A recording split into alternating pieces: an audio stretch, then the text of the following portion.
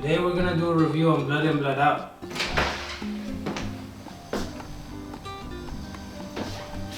Chuy, what are you doing? Watching Blood In, Blood Out, wait. What? Siéntate. Let me change clothes real quick. ¿Qué piensas, güey? What's up? Blood In, Blood Out is one of the most Chicano movies out there.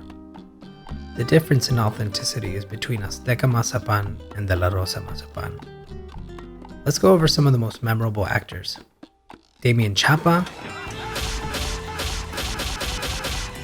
Benjamin Bratt, I remember you. You know what I remember? Jesse Borrego, Lover, not a fighter, man. Hey, pues, there's a can of chinga tu madre right there on the table, man. Why don't you make yourself? Valente Rodriguez, Ernie! Ernie, Akita, bro! It's Sunday, yes, Yes, it's too bright in here. It's too much wine. Raymond Cruz, Boy, you're just a bunch of little chavalas knocking with the whole bunch of you. She's already here.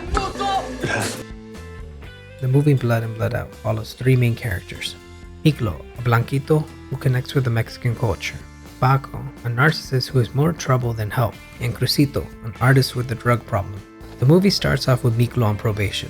Fuck, man, I'm on probation, man. And he wants to join the Vatos Lokos, the gang that Paco and Cruz are in. Alright, get down, James Brown. Put the needle in, huh? So in order to prove himself, he smashes the window of some rival gang. The gang gets mad and breaks Crucito's bag.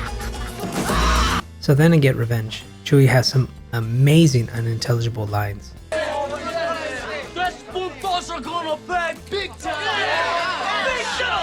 don't know how he says lines like that. It's almost like your face is numb.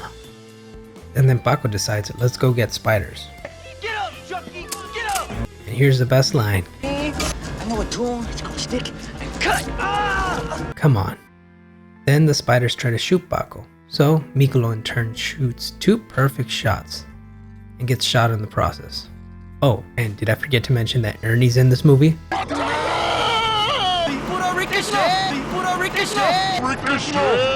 After they're caught, we skip forward a year to 1973 to find Miklo going to San Quentin State Prison. Come on, Ryder. Come on, Ryder. Come on, Ryder.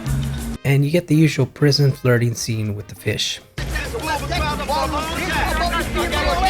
And we find Crucito in a wheelchair and Paco in the military. When we go back to Miklo in prison, we see that he's protected by a pimp named Popeye, who has the worst dubs next to Tommy Wiseau. You know who I just remembered this guy reminds me of? The baseball player from Key and Peele. There's an elefante in the room. You know I want to talk about.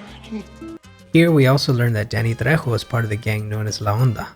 Danny Trejo actually spent a few years in San Quentin, and we're also introduced to this guy named Magic, who has the best mustache goatee combo every cholo dreams of. Then there's the leader Montana, reading The Wretched of the Earth, a book that can best be described as, Once we get together, they don't run shit. I'm not sure why Miklo didn't think Popeye was gay here. Also, we have the most unintentionally funny part of the movie. Give me some chon-chon! Can we just stop here and acknowledge how awesome Big Al is as an actor? Ah, now from my brown brothers. Sorry, no tortilla. You ought to be up here at the front of the line, head of those jungle bunnies. She's jealous. Your dreams, Pedro. In your dreams. I'm surprised this guy didn't get any more big roles. Know what I mean? I mean, Montana's pretty badass too. I'm gonna fold your bluffing hand someday, you chicken chicken motherfucker. I don't want his pork chop. I want Chon-chon! And you know a movie like this has to say the title sometime in the movie. Sangre por sangre, por sangre, por sangre. Blood in, blood out. The patch of the Mexican mafia, they have a two-headed serpent, and that's called Blood In, Blood Out. Ernie and Frankie here looks like a blues brother. So then they plan on using Miklo to make him kill Big Al. Then Miklo acts like he's gonna give a blowjob to Big Al and kills him. Damn, that's a way to go. Real talk, that doesn't look like much money at all. It just looks like a few bills wrapped up. Yeah, I know they're hundreds, but still, you'd expect it to be like, I don't know, in the thousands. Big stacks. This is one of the most realistic renditions of heroin use. I really appreciate it when they use Spanish in a Mexican movie. It's such an essential part of the culture. Or maybe that Mexican actress is just a bomb. Help! Somebody please help! Also, I love that they showed Mexicans can really hold grudges. Not ever! You are dead to me like Juanito. Crucito's dad pretty much abandons him after he begs for forgiveness. That dad don't fuck around. ¿Qué quieres, Malinche? Oh man. I forgot to also say Billy Bob Thornton's in this movie. And he's got a few dumb lines in the movie. Let's just compile them right here. Fucking. I'll take some of that action. Well, I might think about it. He'll show me his falsy. Come on, cripple, show me his stump. Fucking let go! No, goddammit, I said! But you didn't fight so hard when Big Al used to do this, did you? You must be laughing in his grave, cripple. There she is. You ever heard that old saying? Put your foot in your mouth. Spit shine that shoe, boy. Fucking punk. Damn, look at all that money for Christmas gifts. 20% for Christmas presents for the carnales. I knew I should have joined a gang in prison. Holy shit. Jesus. Danny Trejo is buff. Is that... Yeah, that's Yolanda, Selena's killer in the movie. I'm surprised I didn't recognize her. Cuidado con el chorizo. That's gotta be the stupidest line in the movie. And what's with the use of slow-mo here? And what's with the chorizo? You still smell like chorizo. I guess all you have to say is please, and you're out of prison. Mike, please give me another chance. And then, just like that, you're out of prison. What the fuck is this shot? Maybe I'm just stupid, but it took me like 30 times rewatching those scenes to try to figure out what happened with the gambling. It shouldn't be that complex. It should just be either A, he listened to him, or B, he didn't. And it just gets a little more complex than it needs to be. News. Where you been, Ese? Check out that beard. That's some dedication to Star Wars. Apache's driving. Me and Smokes will back up real thing. Is that guy's name Real Thing? Real thing. Real thing. Real thing. This right here is how the movie should have ended.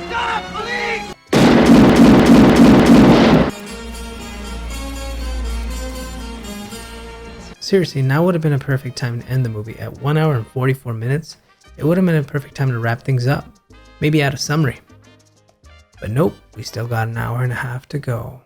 Hell yes, Chuy's awesome. Or you're just a bunch of little chavalas. I wonder if Raymond Cruz the Curandero still has that tattoo. Hey, pues, there's a can of chinga tu madre right there on the table, man. I gotta be real. Jesse Borrego is fucking amazing. There he is! Here he is! Honestly, does Magic have a crush on Miklo? Oh, gonna be selling, huh? Dale. Come over here, let me get these cuffs. It's yours. It's yours. Isn't that what that snake tattoo means? Isn't that what that snake tattoo means? Most likely the common thread of the movie is that it represents Quetzalcoatl. Quetzalcoatl. This movie is so fucking long. You'll catch new shit every time. Is there. Cocaine is America's cup of coffee. I'm making so much feria right now. It's making Miklo's gambling book look like bubblegum chain. Why does this line stick with you? Bubblegum chain. Bubblegum chain. Bubblegum chain. So since Carlitos is turned down by La Onda to go up on his cocaine plan, he decides to do it by himself, with the aviators as backup.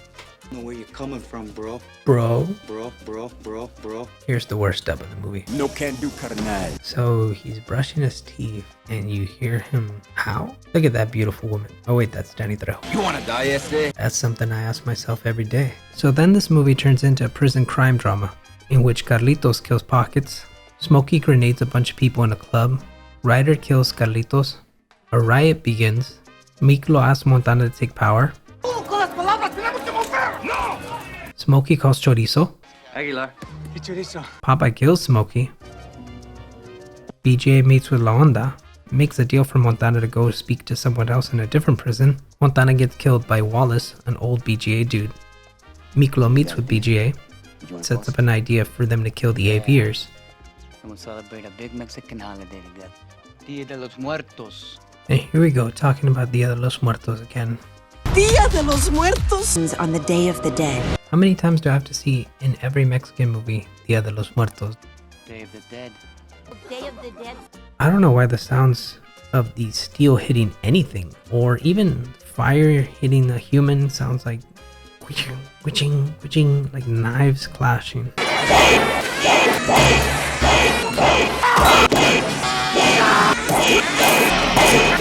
And of course, the ending scene is the best. Crucito goes to show Paco some artwork. Paco finally discovers that it might be his fault, the way that things turned out. Oh, so what? What are you saying? It's all my fault the way everything turned out?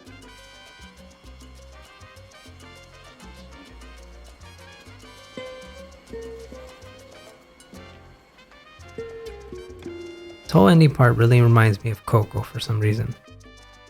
Maybe it's the vast amount of mention of familia. Familia. Raza, wey. This movie is actually better the more you watch it. Simón, cause it ain't ever over, home, ever. Bailamos hasta que nos morimos, ese. 2 hours and 48 minutes. Ah!